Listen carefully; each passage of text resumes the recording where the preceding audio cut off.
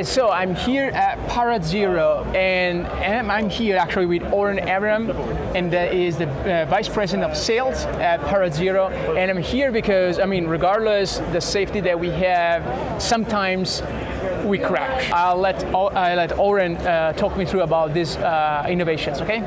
So our vision, and we exist already for 4 years, is to enable people to operate safely and then have safer operation, get more permits from the regulator to broaden their business.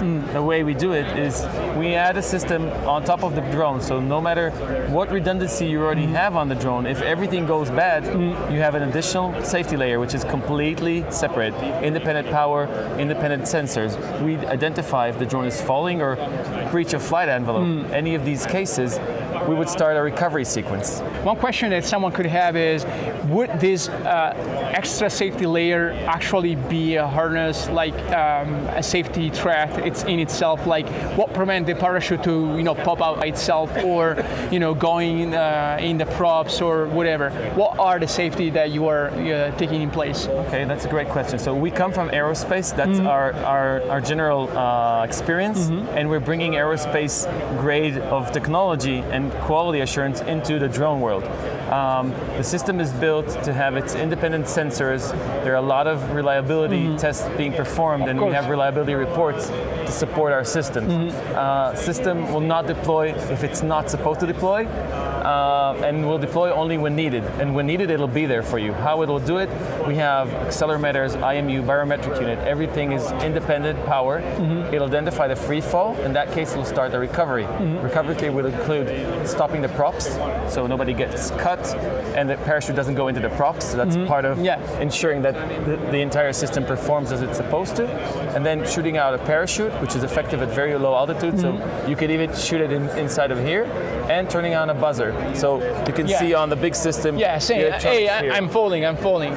Now this guy here, this is a big one. So in this big one, you actually stop the motor. So you are sort of in between the power supply and the motor. So in the Matrice series, we stop the electrical power to the props, and that's how we stop the props.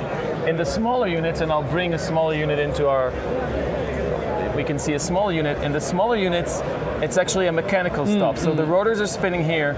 Once our electronics, which is in here, identifies it's an emergency, this thing will turn. It collects the prop in a soft manner, so it stops all the props and only then shoots out the parachute. So here it's a soft mechanical stop. Yeah, easy and passive and actually working. Yes, working. We demonstrated this to police in New York. Nice. We're demonstrating and passing information to the FAA, hoping that soon they will allow people to fly above people based on our system and its reliability. How do you see a drone autonomy taking off in the next years? Oh, that's a very good question. Our perspective is autonomy is what will enable the scalability of the market. So the more autonomous things are, you can have more drones flying. Same for the autonomy and the safety. The reason that we don't need a user to manually activate the system, but everything is autonomous, is you might be flying BVLOS or above people, and you don't want, when you have a malfunction, emergency, to have a person with the human reaction time to identify and to activate. System does everything in less than a second. Complete process.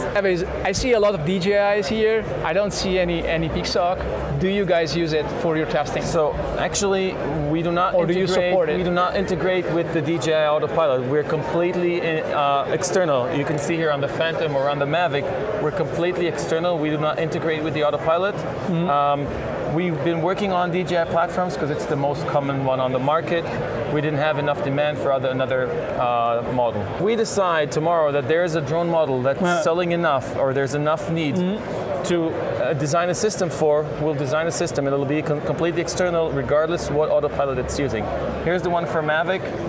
The one for Mavic 2 will be released soon too. So that's perfect. Okay, thank you very much, guys, and I'll see you into the next booth.